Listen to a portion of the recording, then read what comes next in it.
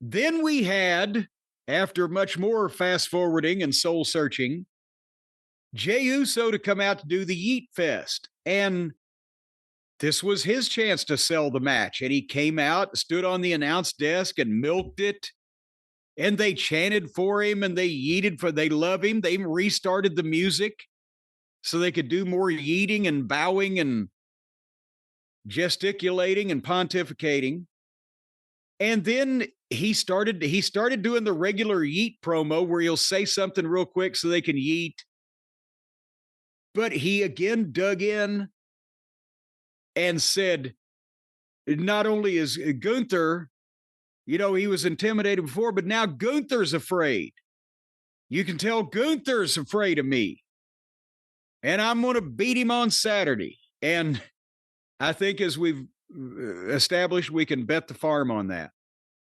And then they hit his music and they did some more yeeting. The people just love that.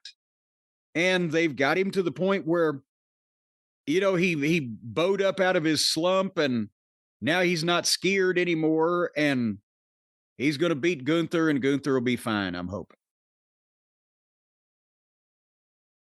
And then good promo. I mean, it shouldn't surprise anyone. Jey Uso excels at emotional segments, at segments where he doesn't have to be perfect on the promo. That's where the emotion helps. You believe him. You get behind him. You understand his motivation. What the match will be, let's see, but really good. And, as far as go-home stuff for WrestleMania, the three-way is kind of its own animal. I don't feel anything about Cody and Cena at the moment. It feels like it's been weeks since they've done anything. But this has continued to go, and I think this was a great go-home for WrestleMania promo. It was the right time for this promo. And it'll be one of the more emotional matches and probably the big response of the night, when he wins a thing. And you've mentioned Cody and Cena when we ran down earlier in the show. The matches, I don't think I actually came out and said it, but I think at this point, Cena's going to win. And they're going to do something for his last year where Cody is chasing. I don't want to compare Ronnie Garvin and Ric Flair in September 1987 or whatever, but Cody will chase him for a little while and get it back.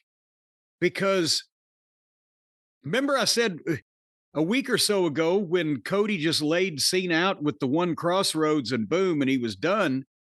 It seems like they need another physical angle for Cena to get some heat on him. If they don't do one between now and then, I'm convinced that Cody is going to lose the thing. Well, the only chance to do it would be SmackDown, which is, the day the before night before is WrestleMania. cutting it a little close. Yeah. I mean, so. Well, 2 nights before the match, but But still, I mean, that's just relying on social media buzz, not a week worth of TV to build or. Yeah. I don't know. Again, it's a different world, a different model, but even if they do another big thing, it just feels like, it can't just be the 2-week difference in running WrestleMania on Easter weekend as opposed to the end of March or early April. It just feels like everything kind of fell. I don't know. Everything's just kind of happening, but nothing happens. And WrestleMania, I guess, needs to happen, and we can move on from all this. But good promo from Jey Uso. Yes, and can you imagine if it was Easter Sunday and Vince was still around, he'd have a match in a ring filled with rabbits.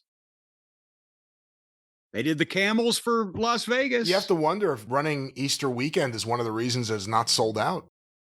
Is it just because it's in Vegas and Vegas is not the right place to do an event like this? Or is it also because of, what's happening in the world, which is Easter, which is one of the major holidays? Well, what's happening in the world is not only Easter, but it's also everybody's worried about the goddamn global economy. Yeah, everyone's worried about spending.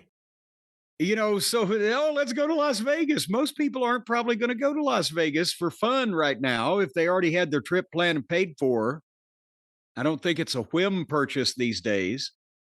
There's a lot of things. We talked about the WrestleMania documentary.